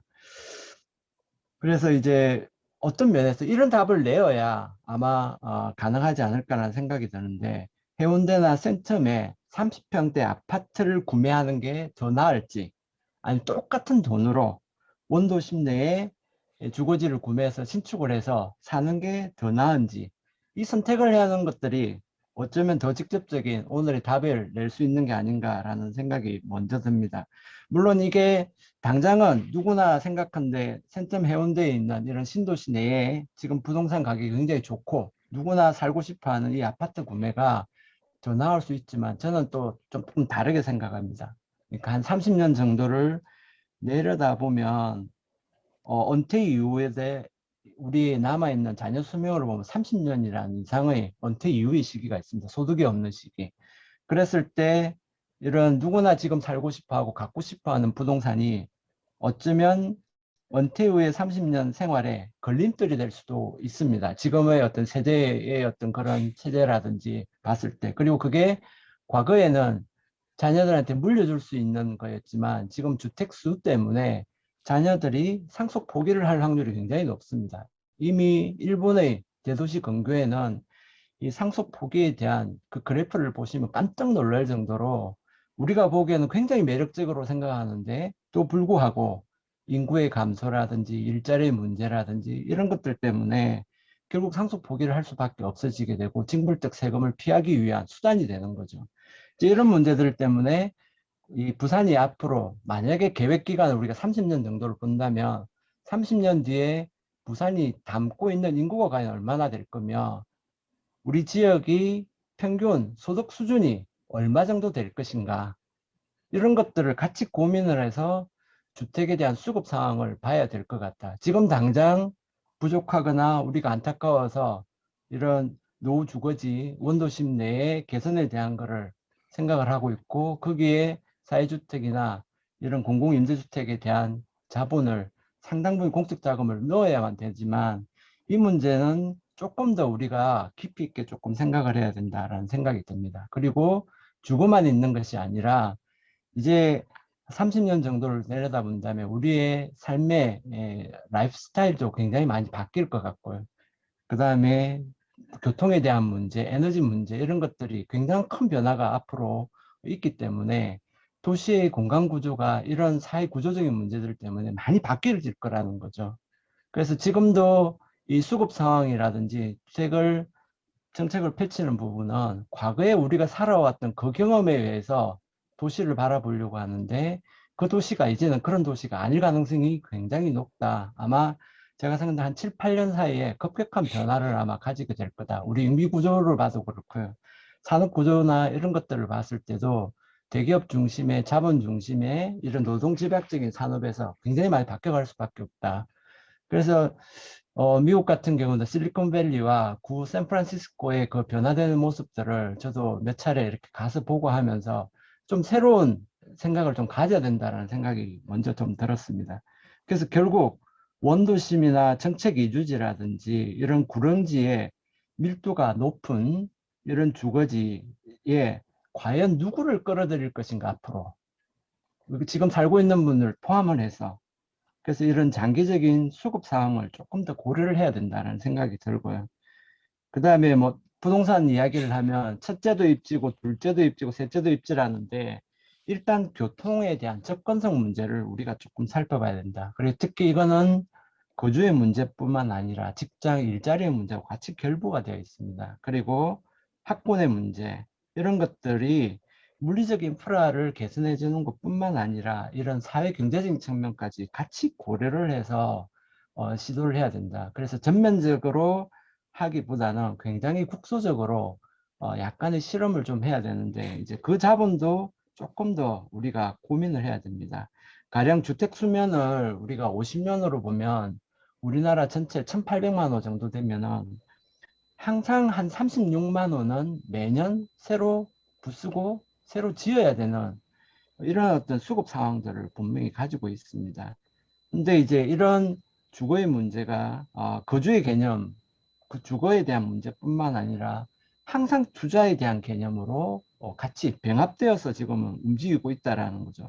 그 점을 우리는 고민을 좀 해야 됩니다. 그래서 이런 노후 주거지에 계속 사시는 분들이 아까 땅만 딱 가지고 있고 그것도 굉장히 노후주택 하나만 가지고 계시면서 소득이 없는 이런 상황 속에서 이제 20년 이상의 자녀 수명을 남아 있다라고 했을 때 그분들의 앞으로 들어가는 비용들, 의료 비용부터 시작해서 이런 것들이 어떻게 해결될 수 있을 건가 이런 고민들이 더 우선적으로 있어야 된다. 그래서 단순한 주거가 아니라 향후 이분들이 피치 못하게 반드시 노인이 되고 반드시 죽기 때문에 그리고 의식 없이 침대에 누워있는 기간도 상당히 있을 수 있다.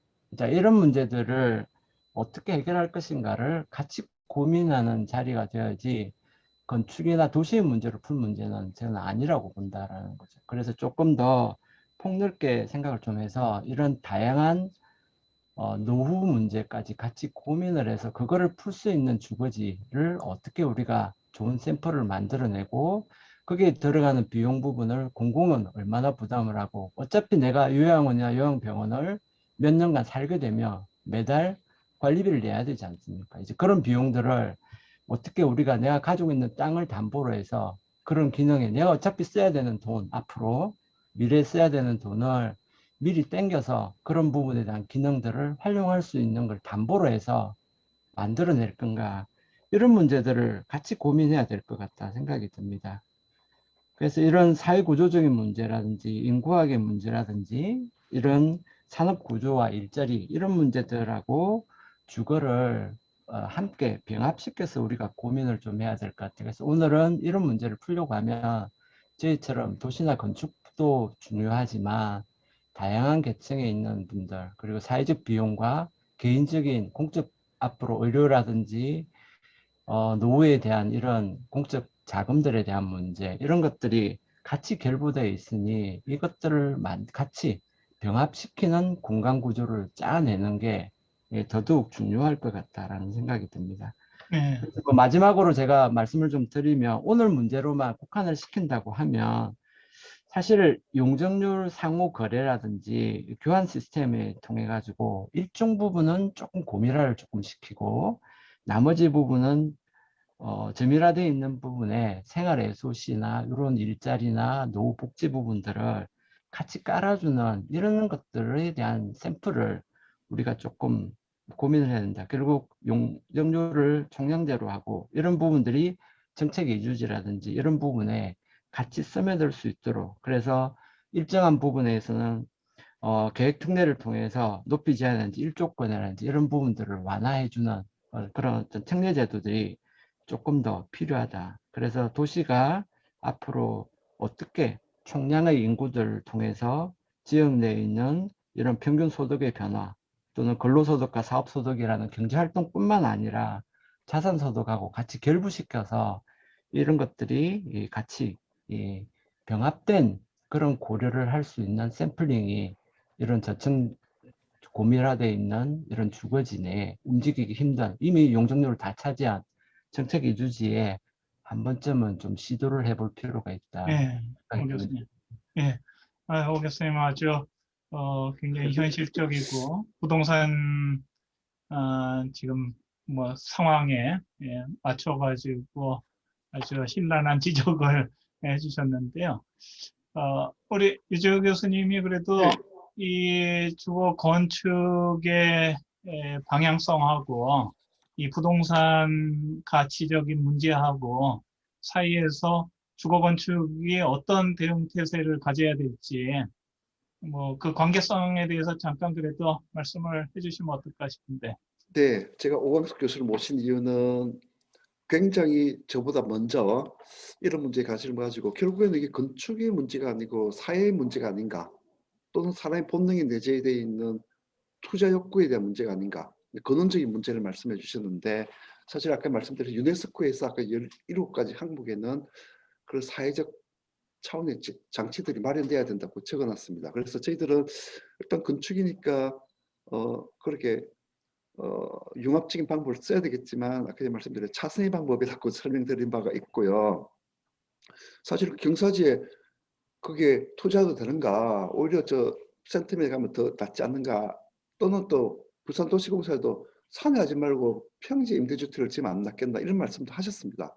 하지만 북항이라는 하나의 질적으로 통합된 공간을 만들기 위해서는 그 투자하는 그 당위성에 대해서는 공적 자금 투자하는 공공성, 그러니까 같은 북한의 공간이라는 거죠. 부산 역사적 공간. 그런 의미에서 제가 방점을 둔 거고요. 그 다음에 이제 용적률 환산제 이런 말씀도 하셨는데, 제가 사실 오늘 말씀 못 드렸지만 북한이 개발되면 이익이 나지 않습니까? 이익 환수로 저쪽에 경사지에 네, 투자를 해야 된다고 생각합니다. 네. 뭐 경계 그게 개발을 해야죠. 예. 예. 그렇게 하면 되는데 지금 북한도 적재를 본다니까 그까지는 말씀을 못 드릴 겁니다. 사실 이런 문제는 오광석 교수님께서 뭐 사회 구조적 문제, 뭐 교통 일자리, 뭐 도시 인프라 문제, 또는 라이프 사이클, 시민 라이프 사이클에 따라서 거기에 대해서 물리적 환경도 바뀌어야 되는데 그 큰 범위까지 이제 차츰차츰 다뤄 나갔으면 좋겠습니다. 예, 저기 한영숙 대표님 혹시 그 오광석 교수님 토론하신 내용에 대해서 답변하실 내용이 있으실까요? 아, 네. 그, 사실 이런 얘기를 하다 보면 계속 비슷한 얘기가 맴도는 것 같은데요. 이거 건축이나 도시 문제로 도시 분야에서 문제를 해결할 수 절대 없는 것 같아요. 그러니까 융합적인 고민을 해야 되고, 그리고 제가 조금 문제 제기한 이건 정말 대규모로 광범위하게 국가의 경제 개발을 위해서 산업 어떻게 보면 항만의 경우에는 계속 스마트 항만, 뭐 재래보드에서 스마트 항만까지 발전시켜 갔다라면 과연 그 노동자들이 일시적으로 어쩔 수 없이 거주하게 된 인프라가 불편한 그 주거가 그렇게 집단적이고 광범위하게 50년 차 불치되고 있는데 과연 이게 부산 해결할 수 있는 문제인가? 라는 차원에서 저는 국가적인 고민을 더 해야 된다고 봅니다. 그러니까 여러 가지 사회 경제적인 문제, 라이프 스타일 다 좋은데요. 지금 그 많은 부산의 전문가들은 그 얘기를 하거든요. 지역 균형 발전, 그리고 수도권 쏠림, 정확하게는 서울 쏠림을 해결할 수 있는 건 서울 외곽에 계속 집중되는 투자가 아니라 양극 체제를 만들어야 돼.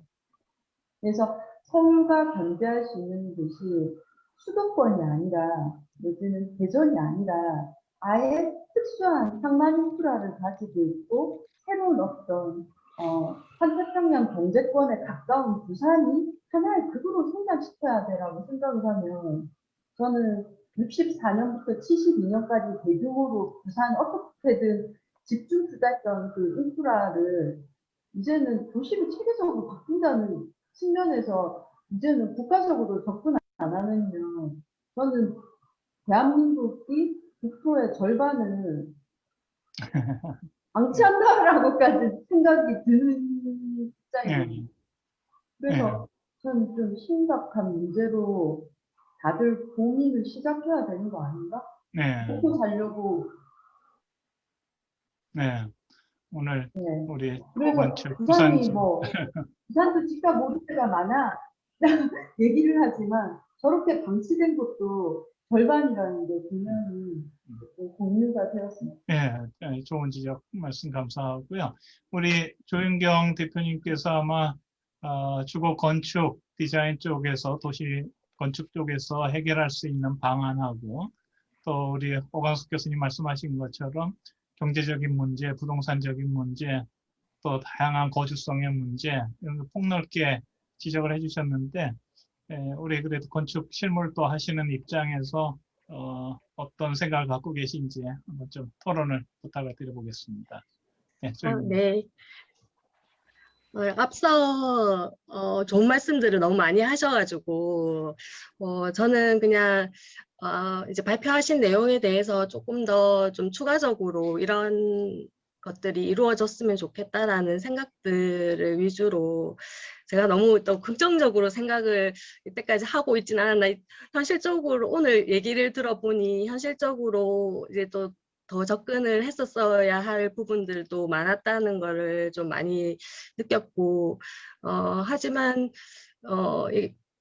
결국은 이제 저소득층 주거를 해결하지 않고서는 그런 사회 문제를 계속 가져갈 수밖에 없는 상황이지라 저는 그 한영숙 대표님과 이제 유재우 교수님이 하신 말들에 되게 공감을 많이 했습니다. 한영수 대표님은 아무래도 도시재생이나 이런 사업에 참여를 많이 하셔가지고 북한의 문제에 대해서 많이 고민을 해오신 것 같습니다. 그래서 저도 주거 환경을 일단 개선하기 이전에 그쪽에 이제 인프라를 구축하는 게 맞고 그런 인프라를 구축하는 이제 사실 삼복도로 위에 있는 주거들이 살기 불편하다고 생각을 많이 하시는데 이제 중앙로까지만 내려오면 교통도 편리하고 반면 또 좋은 경관을 가질 수 있는 장점들을 가지고 있기 때문에 좋은 주거지라고 저는 생각을 하거든요. 그래서 그런 좋은 주거지를 앞으로 좀 계속적으로 이어갈 수 있는 방안에 대해서 생각을 해봤을 때 결국은 이렇게 수직적으로 이어주는 부산에서 지금 하고 있는 어반 코어 사업들이 좀 더 이제 대규모로 이루어지는 게 아니라 소규모 건축물과 이렇게 공공시설물과 연관돼서 수직적으로 좀 이어주는 사업들을 하면 확연하게 삼복도로 위에도 좋은 주거를 가질 수 있다라는 생각을 좀 하기는 하거든요. 그래서 이제 유재우 교수님이 이게 얘기해 주시는 이제 주민 주도적으로 자발적으로 이렇게 주거 환경을 개선해 나가는 것도 어떻게 보면 비관적일 수 있지만 앞으로 우리가 좀 이렇게 계속 추진해서 어렵더라도 추진해서 이루어 가야 될 방안이 아닌가 이런 생각을 조금 했습니다. 그리고 그런 면에서 삼복도로 저층 주거지를 개발하는 이제 영주 시민 아파트 공모전 제가 참여를 하게 돼서 지금 진행을 정비구역 지정을 행정 절차를 지금 진행하고 있는 단계에 있습니다.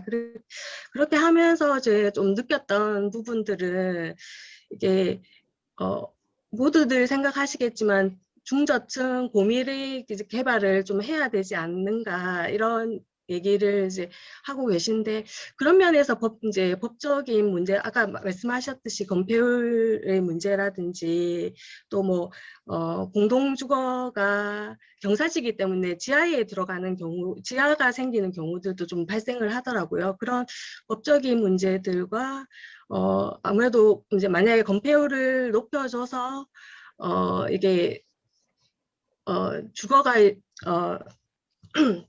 공밀이 된다면 결국은 옥상 녹화를 해야 되는 상황들이 생깁니다. 결국 건물 자체가 어떤 랜드스케이프를 가지게 되고 그 부분을 이제 녹화를 해서 전체적으로 환경을 좋게 만들려면 그런 이제 옥상 조경에 대한 법적인 문제들 이런 부분들이 사실 좀 걸리는 부분들도 많이 있는 것 같습니다.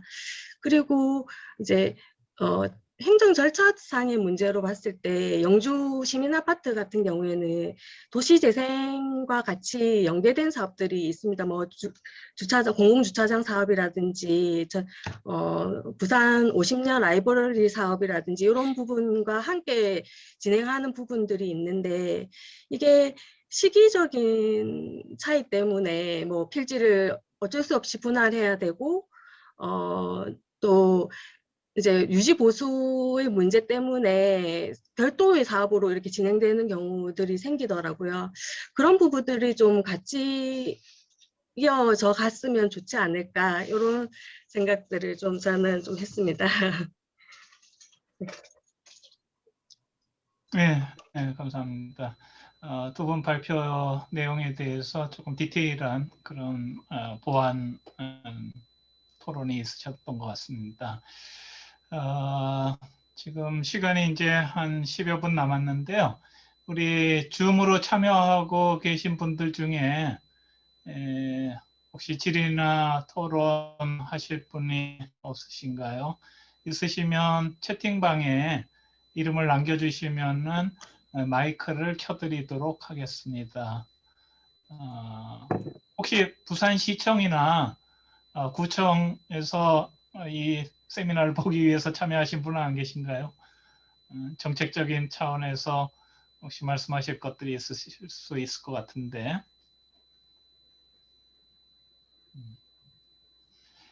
오광석 교수님 뭐 추가로 더 말씀하실 거 네, 없으세요? 사실 저는 지금 이제 제가 이제 재생사업지를 여러 군데를 기획을 하고 또 사업 총괄을 좀 하고 있는데 당장 지금 이 문제 당면에 있습니다. 그래서 제가 지금 좌천동 동구 원도심 내 좌천동 도시재생 사업인데 이게 LH하고 같이 하는 공공기관 제한형입니다. 주거지형인데 앞쪽에 이제 오래된 사업성이 없고 땅 모양도 굉장히 좀 나쁜 그런 데를 이제 전체를 다 드러내는 주거 환경 정비 사업을 겸하고 있는 또 폐교와 같이 연결하는 이런 저층 주거지 단독주택지하고 같이 결합이 되어 있는 것들 당장 하게 되고요. 그래서 그런 분들하고 같이 이제 어떻게 진행해야 될까? 기존 재생 사업이 아니라 이게 주민들한테 편리하고 아파트를 짓기를 다 원하시지만 그 지역에 아파트 짓는 것보다